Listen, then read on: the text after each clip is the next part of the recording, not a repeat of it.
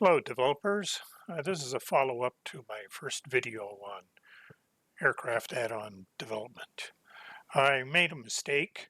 I gave credit to the wrong person for a particular model, the DA40. I said the model was by Elijah and it's really by Mr. Bob A3D. And I said that this model was the one by Elijah, and as you can see it's Bob A3D. And the other model of the DA40 by Elijah is this one.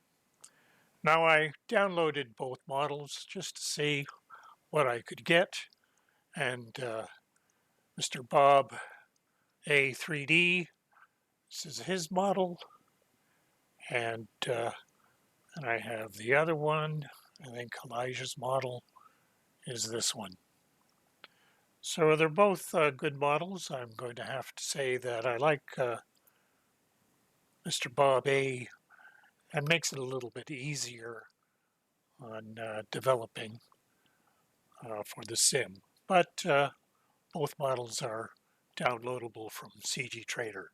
Anyways, thought I just want to clear that up. And thanks and good luck. See you next time.